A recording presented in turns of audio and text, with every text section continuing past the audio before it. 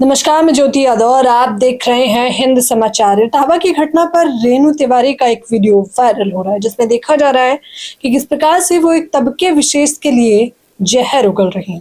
जिसके बाद video viral होता है और वो सीधे तौर पर मुकर जाती हैं। वो कहती हैं कि ये वीडियो AI जनरेटेड है, लेकिन उनके सवाल जो किए गए थे उस वीडियो में अभी भी सुलग रहे हैं। अहिर रेजिमेंट के तमाम लोग तो सड़कों पर उतरे हैं। राजधानी दिल्ली के जंतर मंतर पर भी बड़ा आंदोलन होने वाला है 2 तारीख को, लेकिन उससे पहले निर्देश इस पूरी घटना पर क्या कुछ प्रतिक्रिया है आपकी?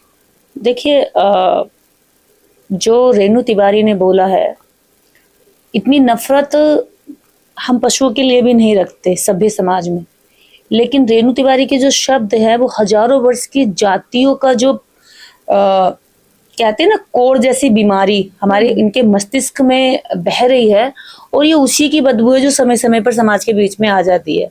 अभी ऑन कैमरा बोल जाते हैं क्योंकि वो चीजें जो अंदर हजारों वर्षों से वो रुक नहीं पाती हैं, और ऑन कैमरा बोली गई चीजें आज पब्लिक हो जाती हैं, और जब पब्लिकली हो जाती हैं, लोगों तक पहुंच जाती हैं, तो ये माफी मांग लेते हैं। और इससे पता लगाया जा सकता है कि भारत जो है जातियों का देश है, भारत जातियों में फैली नफरत का देश है, भारत ब्राह्मणवाद से ग्रसित सबसे खतरनाक बीमारी का देश है। और जहां आप कोशिश कर रहे हैं कि भारत जो है जातियां छोड़ देगा, बहुत भाईचारा पैदा होगा, एकजुट हो जाएंगे, हम लोग लगातार काम कर रहे हैं, लेकिन जब ऐसे लोगों को हम देखते हैं, मात्र 3-3.5% जो लोग हैं पूरे देश पर अपना वर्चस्व जमाए बैठे हैं, वर्चस्व जमाए बैठे, उसके बाद अगर जब उनके साथ हम सोचते हैं कि ये चीजें कभी खत्म होंगी। अब आप सोचिए कि जिस समाज में हम ये सोच रहे हैं कि जातिवाद खत्म होगा, जिस समाज में, भारतीय समाज में बच्चे की पूरी परवरिश, पूरे संस्कार, पूरी जिम्मेदारी औरत के हाथ में होती है, वहीं औरत इतनी जातिवादी जहर से भरी हो, तो क्या वो अपने बच्चों को बताएगी कि बेटा जातिवाद मत कर? क्या रेणु तिवारी जैसी महिलाएं अपने बच्चों को ये सिखाती होंगी कि बेटा जातिवाद एक बेकार चीज है, इससे समाज में वैमनस्यता फैलती है, इसमें एकता टूटती है? क्या सिखा पाएंगी? नहीं सिखा पाएंगी, क्योंकि जिन महिलाओं ने कभी जीवन में ये सोचा ही नहीं कि हम जातिवाद से परे हट जाएं, समाज को समृद्ध बनाएं, समाज को एकता में लाएं, वो औरतें आज दोबारा से हमारे साथ कैसे खड़ी हो सकती हैं, कैसे समाज में एकता स्थापित कर सकती है? तो ये बहुत ही बड़ा और बहुत ही चिंतनीय विषय है कि जातिवाद को खत्म कैसे किया जाए।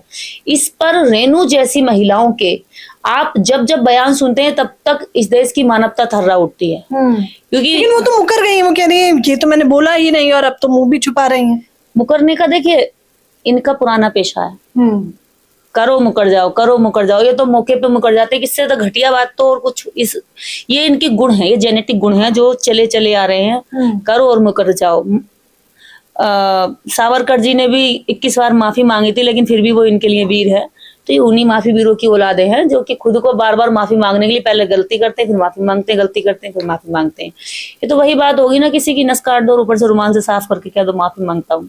तो पहले समाज में आप जहर फैला रहे हो, उसके बाद आप नहीं चल रहा क्या? सही है। तो ये जो समाज है हमारा, ये हर चीज को देखता है, हर चीज को समझता है। अब वो नहीं रहे कि भी पहले आप शूद्रों को मारते थे, पीटते थे, पिछड़ों को कभी भी आपके हाथ में जैसे बलि चढ़ा दी जाती थी, पशुओं की जड़ी जाती थी, वैसे दलित, अछूत और पिछड़ों को कोई भी कमजोर देखा तो वही नींव में जाकर दबा दिया।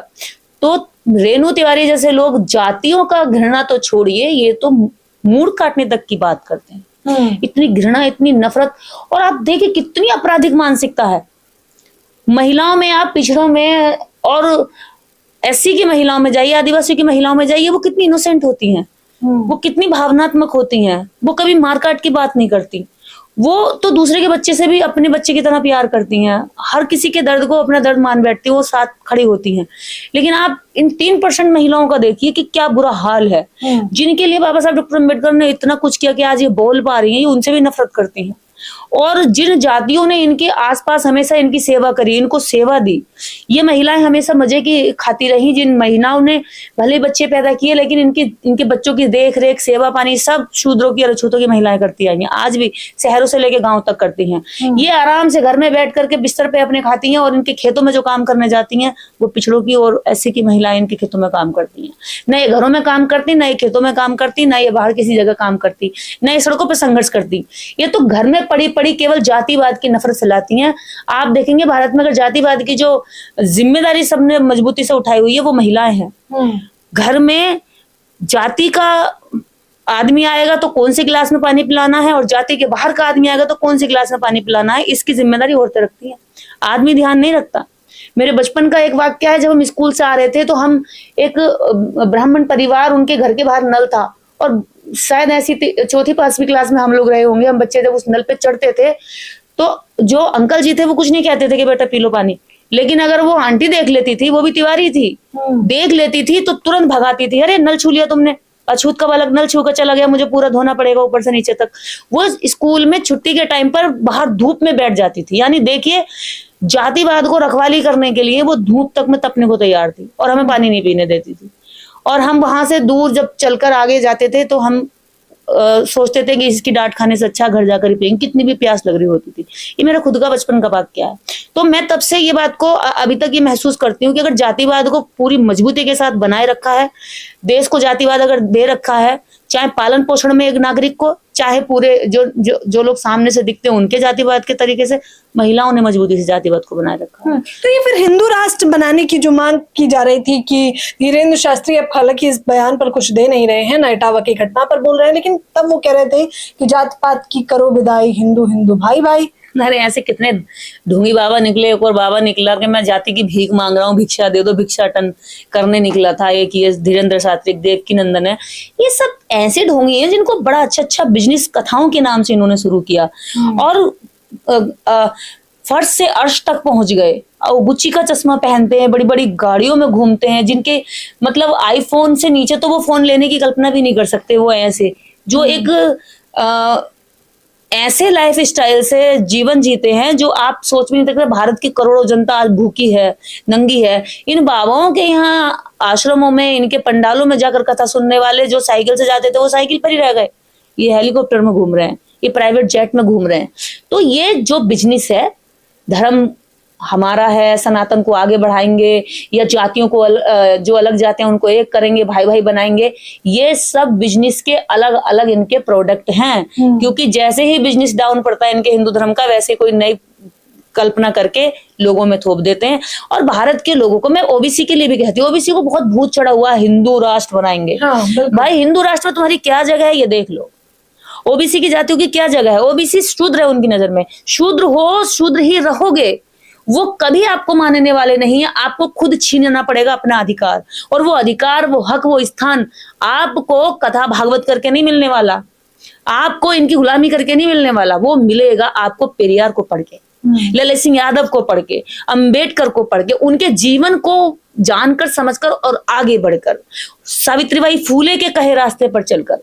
तो ये जो स्थिति आज बनी हुई है, मैं आज चाहे तिवारी बोल रही है या चाहे मिश्रा बोल रहा है या पाठक बोल रहा है, उपाध्याय, शर्मा या त्रिवेदी, चतुर्वेदी, जो भी बोल रहे हैं, वो उनकी सामाजिक जागरूकता है।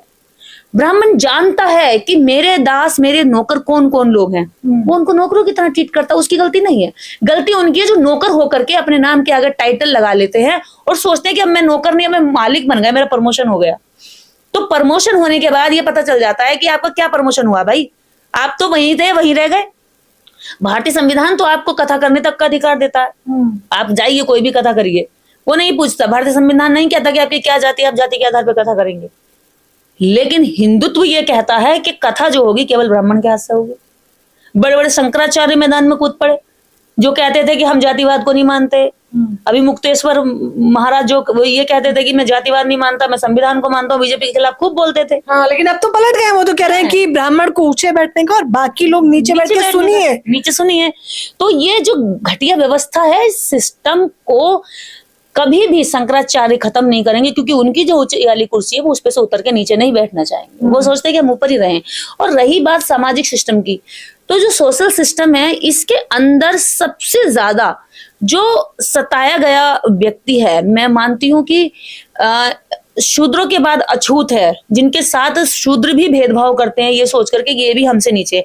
यानी कि जो भारतीय सिस्टम में कास्टिज्म है, उस कास्ट सिस्टम का ऐसी सीढ़ी बनाई कि हर एक जाति को एक जाति दे रखी है सुकून पाने के लिए कि मुझसे भी नीचे कोई रहता है। तो ये जो नीचे नीचे और मुझसे भी नीचे, मुझसे भी नीचे, मुझसे भी नीचे कोई है, ये जो सुकून लोगों को दिया है, ये कभी जातिवाद को खत्म नहीं कर रहा। ओबीसी को भी लगता है कि भैया मुझसे भी तो नीचे कोई है, अगर अपनी भड़ास, अपनी खुन्नस, अपनी नफरत निकालनी है, अपना फ्रस्ट्रेशन किसी पर पूरी तरीके से हावी होकर उतार लेना है, तो कोई दलित बचा होगा, कोई दलित उसके नीचे भी है। दलित में भी अलग अलग जातियां हैं, उसको भी लगता है कि मैं थोड़ा ऊंचा हो गया, मुझसे भी नीचे जो है कोई नीच है, तो उसके भी हम अपने फ्रस्ट्रेशन निकाल सकते हैं। ये जो सिस्टम कास्ट में दिया गया है, ये बहुत भयंकर है। इसको जब तक हम नहीं छोड़ेंगे, जब तक हम खुद ये नहीं सोचते कि मेरे से नीचे कोई नहीं है, मेरे से नीचे कोई नहीं है, मैं किसी को नीचे मानता ही नहीं, और सबसे बड़ी बात कि मैं खुद को नीचे नहीं मानता किसी से। अच्छा, शुद्धिकरण के गंगा जल ही था, अब एक और शुद्धिकरण पता चला है कि मूत्र शुद्धिकरण भी होता है। देखिए तिवारी ने जो रेणु तिवारी जो है अपना टॉयलेट लेकर आती हैं और जो शुद्धिकरण के लिए दे देती हैं, उसके बाद वो कहती हैं कि इनकी चुटिया ही नहीं, इनकी मूड भी काट दो। तो ऐसी खतरनाक औरत, मैं तो ये कहती हूँ कि ये इतनी ज्यादा मतलब इस औरत ने जो टॉयलेट दिया होगा वो कितना घटियापन करके, कितनी सोच गिरी हुई होगी कि जिसने एक आदमी को शुद्धिकरण करने के लिए, टॉयलेट करने के लिए गई होगी और किसी बर्तन में लेकर आई होगी। आप सोचिए कि मैं कर सकती हूँ, मैं नहीं कर सकती कभी, आप कर सकती हैं? मैं सोच भी नहीं सकती, मैं सोच भी नहीं सकती। तो आप सोचिए कि इनकी सोच कितनी नीचे, कितनी नीच गिरी हुई है कि अपने टॉयलेट को किसी बर्तन में भर के दे सकते कि जाइए आप किसी आदमी पर छिड़किए। कितना घटियापन है इनमें, और इनकी औरतें कितनी घटिया हैं। आप देखेंगे अभी फुटपाथ पर मुंबई में आप एक से एक नग्न, यूट्यूब पे एक से एक नग्न महिलाएं अगर मिलती हैं तो उनके टाइटल देखे आपने कभी? आपको पिछड़ी महिलाएं नहीं मिलेंगी कभी नग्नता दिखाती हुई, आपको आदिवासी महिलाएं नहीं मिलेंगी कभी नग्नता दिखाती हुई, या शरीर दिखाकर पैसे कमाती हुई, नाचती हुई, या इस सड़कों पर आधे अधूरे कपड़े पहन करके लोगों में कैमरों को आकर्षण देती हुई नहीं मिलेंगी। वो कभी आपको अगर मिलेंगी तो आप जैसी, हम जैसी स्वाभिमान के साथ सम्मान जीने वाली, और अगर मजबूरी में कहीं कुछ कर रही होंगी तो बहुत ज्यादा मजबूरी रही होगी उनकी। लेकिन ये अपने शौक से जातिवाद को आगे बढ़ाती है, ये अपने शौक से गैर मानवता हरकतों को आगे बढ़ाती हैं। और आप ये बात जान लीजिए शूद्रो, अछूतो, कि आपकी जो वैल्यू है वो इतनी है कि वो अपनी महिलाओं के मूत्र के बराबर आपकी वैल्यू समझते हैं। लोग कहते हैं ना कि तुम मेरे पैर की जूती भी नहीं, तुम मेरे पैर की धूल भी नहीं, अब तो वो ये भी कह सकते हैं कि तुम हमारी महिलाओं के मूत्र के बराबर भी नहीं। डायलॉग चेंज हो सकता है, हो सकता है। एक समय था अखिलेश यादव जी जब अपना आवास छोड़कर जाते हैं, मुख्यमंत्री आवास छोड़कर जाते हैं, तो नए मुख्यमंत्री हमारे योगी आदित्यनाथ जी गाय के मूत्र से शुद्धिकरण कराते हैं। अब हो सकता है कि कोई दलित अछूत मुख्यमंत्री आवास छोड़ के जाएगा तो किसी पंडिताइन, किसी तिवारी के बहुत सारा मूत्र इकट्ठा करना पड़ेगा, सारी पंडिताइनों को बिठाना पड़ेगा, जाओ भैया एक साथ सार्वजनिक सोच पे जाओ और इकट्ठा करके लाओ। तो हो सकता है कि अब जो है गाय मूत्र की जगह पंडिताइन मूत्र से जो है आवासों को भी शुद्धिकरण किया जाए। और ऐसी मुंहफट औरतें, ऐसी बेहुदा औरतें माइक पर आकर और ये भी कह सकती हैं कि नहीं जी, इन यादवों का या इन अति पिछड़ी जातियों का या पिछड़ी जातियों का केवल शिखा न काटनी चाहिए, चुटिया न काटनी चाहिए, नाक न रगड़वानी चाहिए, इनकी तो मूड भी काट देनी चाहिए। और ये वो घटिया औरतें हैं जो ऐसा बयान देके पलट भी सकती हैं। ये तो शूद्रों की मूड कटवा के ये भी कह सकती है कि शूद्र की मूड ना है, ये आदमी की मूड ना है, ये तो बकरे की मूड है। इनकी निष्ठा का पैमाना मैं आपको इसलिए बता रही हूं क्योंकि देश के अंदर लगातार हर दिन हमले होते हैं, वैचारिक हमले होते हैं, शब्दों से हमले होते हैं, जातियों पर हमले होते हैं, महिलाओं की अस्मिता पर हमले होते हैं, लोगों के खेतों में आग लगा दी जाती है, लोगों के आत्मसम्मान स्वाभिमान पर हमले होते हैं, शिक्षा पर हमला होता है, उनके स्वास्थ्य पर हमला होता है, उनके जीवन की जन्म से लेकर मरण तक उनको शमशान घाटों तक में नहीं फूकने दिया जाता। अलग कहते हैं अपने शमशान घाट अलग बनाइए, कहते मरने के बाद तो कोई भेद नहीं होता, लेकिन वहां भी ये लोग भेदभाव कर देते हैं। घोड़ी पर चढ़ने तक में ये भेदभाव करते हैं। उसके बाद भी ये बड़ी शान के साथ कॉलर को ऊंचा करके कह देते हैं कि यार अब तो जातिवाद खत्म हो गया, ऐसा कुछ नहीं। अब आप सोचिए इससे ज्यादा घटियापन क्या होगा। उसके बाद कॉलर ऊंचा करके कहने की हिमाकत कौन कर सकता है? आप किसी से ज्यादा शर्मनाक क्या ही हो सकता है। निर्देश के हर एक शब्द आपको जो है सोचने पर मजबूर कर देंगे, क्योंकि जो बात कही गई है वो तथ्यों के आधार पर की गई है। इस प्रकार से रेणु तिवारी अपने बयानों से भले ही मुकर गई हो, लेकिन ये पहली बार नहीं है जिस प्रकार से ऐसा बेतुका बयान दिया गया हो। इससे पहले भी वीडियोज आते हैं, वायरल होते हैं, चर्चाओं में बने रहते हैं और फिर 4 दिन बाद भूल जाते हैं। जब तक दूसरा वीडियो उससे भयंकर नहीं आता तब तक लोग सब्र करके बैठे रहते हैं, और इस घटना में भी कुछ ऐसा ही होता दिखाई दे रहा है। लेकिन अब देखना होगा कि प्रदर्शन का क्या असर पड़ता है, क्या रेणु तिवारी को भी गिरफ्तार किया जाएगा, उन पर भी एफआईआर दर्ज होगी। जिस प्रकार से जिस व्यक्ति का मुंडन किया गया था उसी व्यक्ति पर एफआईआर दर्ज कर दी जाती है। खैर, आप लोग मुझे अपनी प्रतिक्रिया जरूर दें। कैमरामैन नावेद के साथ ज्योति यादव, हिंद समाचार।